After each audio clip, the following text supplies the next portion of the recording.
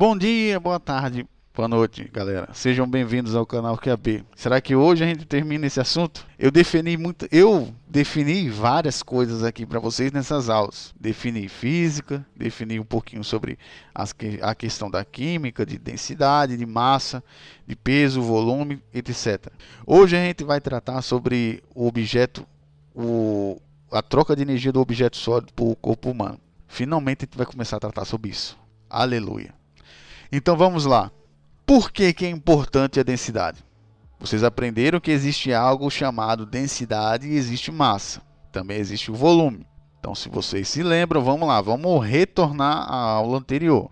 Existe o espaço ocupado, existe a resistência, a massa inercial e existe a densidade, que é o agrupamento entre volume, ou seja, a relação existente entre a inércia e o espaço que aqueles átomos ocupam é chamado densidade. Então nós temos que a densidade, ela é a relação que existe entre massa e volume. Beleza. Peso, ela tem a ver com a força gravitacional, força-peso. Beleza. E o que é que isso tem a ver com troca de energia?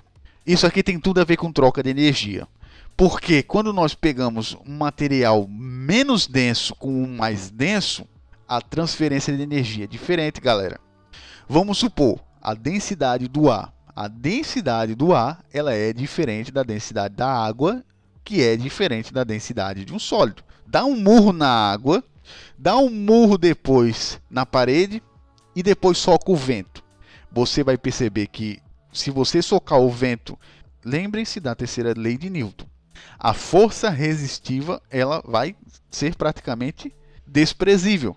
A não ser que você seja o Bruce Lee, que você consiga apagar a vela no soco, a força do ar que você vai fazer vai ser desprezível.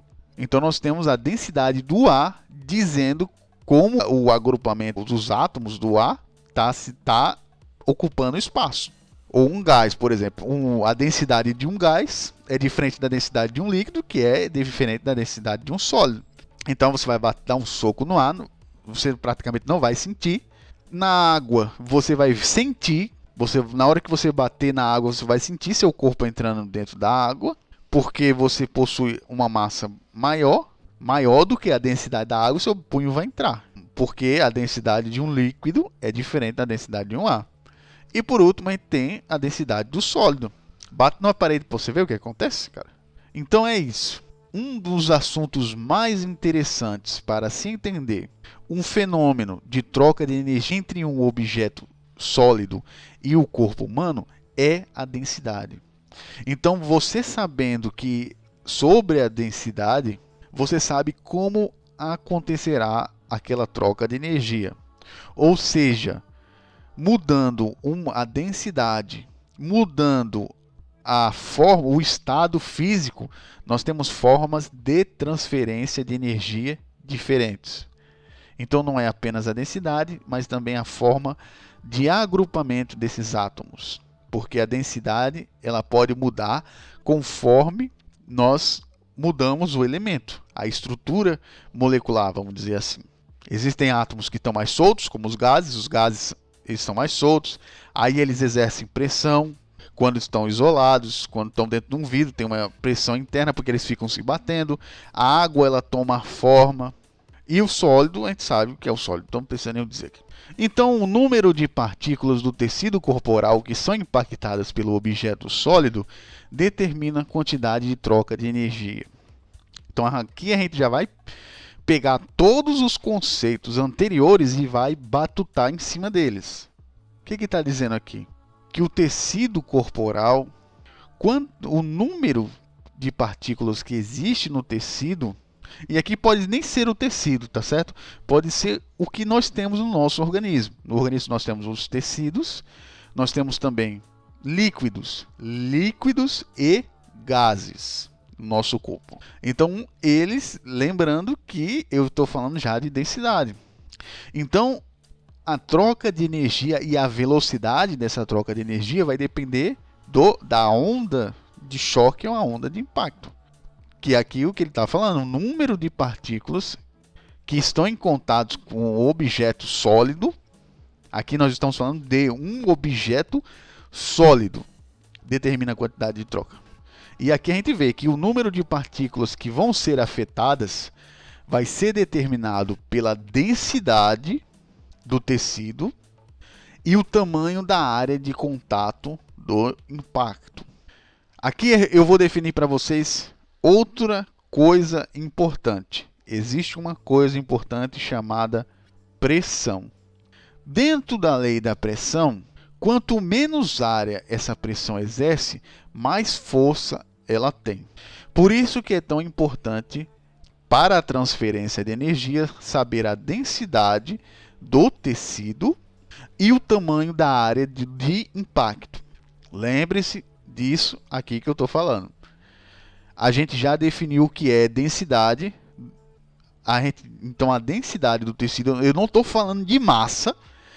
Eu não estou falando de massa, eu não estou falando de volume, eu não estou falando de peso, eu estou falando de densidade.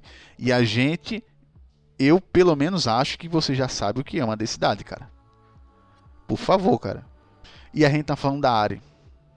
Por que a área é importante do contato-impacto? Porque está exercendo pressão.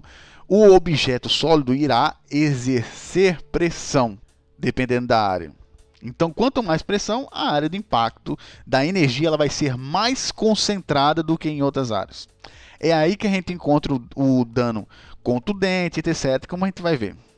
O punho absorve mais energia se colidir com a parede de tijolos mais densa do que com um travesseiro de penas menos denso, o que leva, portanto, a lesões significativas na mão. É o exemplo que eu dei para vocês. Vá dar uma porrada na parede para você ver. A densidade de um tijolo é diferente da densidade da água, por exemplo. Então é claro que, segundo a terceira lei de Newton, a força contrária ao seu movimento vai ser foda.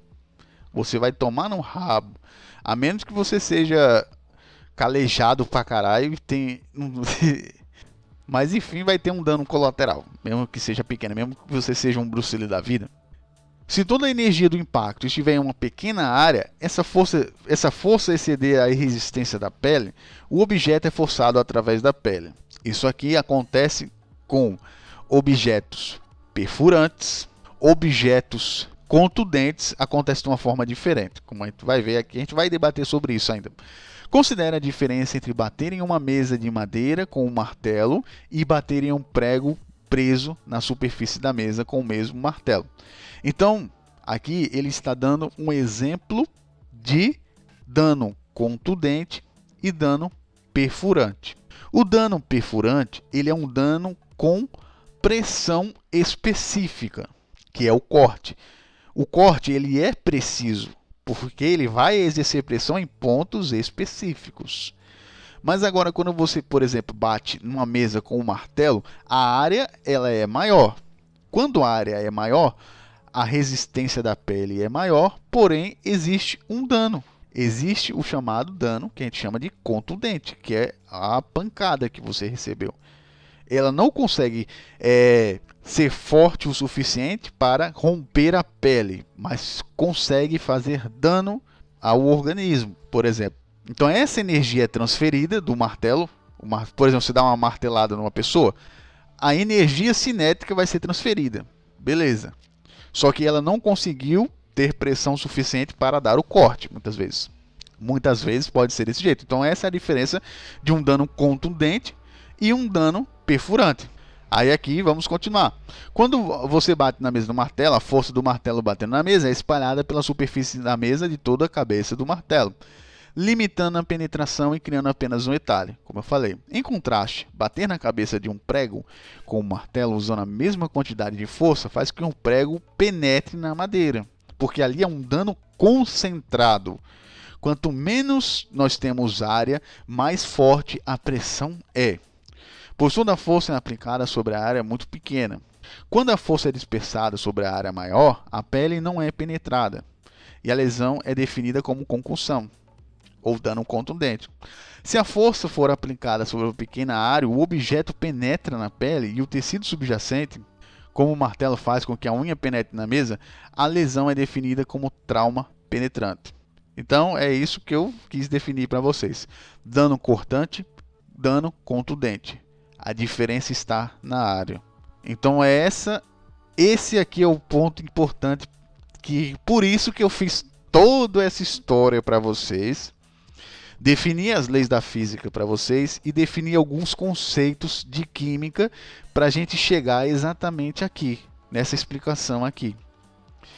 A diferença que existe entre área. Então, o diferencial de transferência de energia de um objeto sólido para o corpo humano vai depender da densidade do tecido e vai depender da área que está em contato.